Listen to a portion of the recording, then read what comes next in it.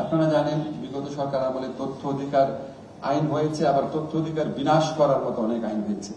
আপনারা cyber security act জানেন, এটা এমন একটা আইন আমার কাছে আশ্চর্য লাগতো। আমি মানে হতবিহ্বল হয়ে যেতাম যে কোথায় কি তৎকালীন প্রধানমন্ত্রী নামে কি বলেছে। এটার জন্য একই সাথে আদালতে নির্দেশ এসেছে একই ব্যাপার, একটা মার্ডার হলেও আপনি 2টা মামলা করতে পারেন না, পারবেন?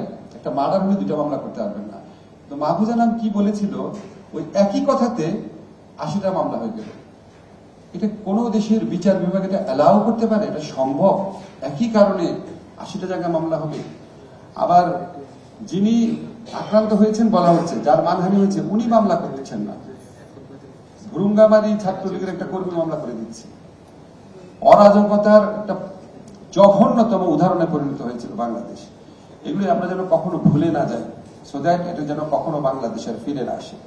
এই জন্য আমাদের সরকারের পক্ষ থেকে আমরা তথ্য অধিকার বিরাশী যে সমস্ত আইন ছিল, যে সমস্ত আইন করার পরিকল্পনা ছিল, সেগুলি বাতিল করার চেষ্টা করব। ক্ষেত্র বিশেষে সংশোধন করতে হবে।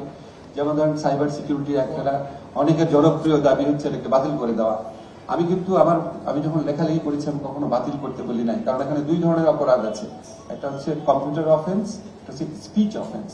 স্পিচ অফেন্স আমি বাদ দিব, কম্পিউটার অফেন্স, হ্যাকিং করা, বা ধরেন একটা মেয়ের সাথে ঘনিষ্ঠতার ছবি কম্পিউটারে দিয়ে ব্ল্যাকমেইল করার চেষ্টা করা, সেটাকে যদি আমি ক্রিমিনালাইজ করার থেকে বাতিল করি তাহলে দেশে অরাজকতা হয়ে যাবে।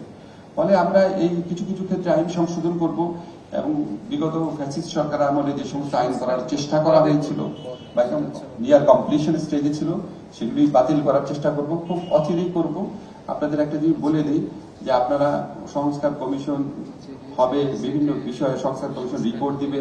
আমরা কিন্তু এই জন্য বসে থাকবো না। যে সমস্ত ক্ষেত্রে এখনই সংস্কার সম্ভব সেই সমস্ত ক্ষেত্রে আমরা আগেই করে ফেলবো। যেমন ধরেন সাইবার সিকিউরিটি তথ্য কমিশন যদি একটা হয়, কমিশন 3 মাস পর রিপোর্ট দিবে, সেটা আবার পলিটিক্যাল পার্টির সাথে কনসালটেশন হবে, তারপর সিদ্ধান্ত হবে। এই 6 মাস 9 মাসের প্রক্রিয়া যাওয়ার দরকার নাই।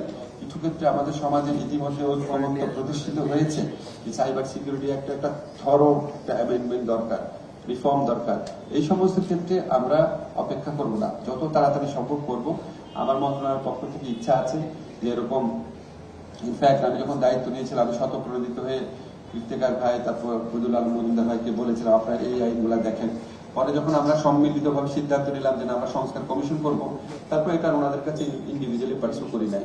কিন্তু আমার মন্ত্রণালয়ে রিলেটেড যে সমস্ত বিষয় আছে, যেগুলি ব্যাপারে ইতিমধ্যে জাতীয় ঐক্যমত্য প্রতিষ্ঠিত হয়েছে বলে আমরা বিশ্বাস করি, সে সমস্ত ক্ষেত্রে সংস্কারের উদ্যোগ ইন্ডিভিজুয়ালি আমরা বিভিন্ন মিনিস্ট্রির পক্ষ থেকে অব্যাহত রাখবো।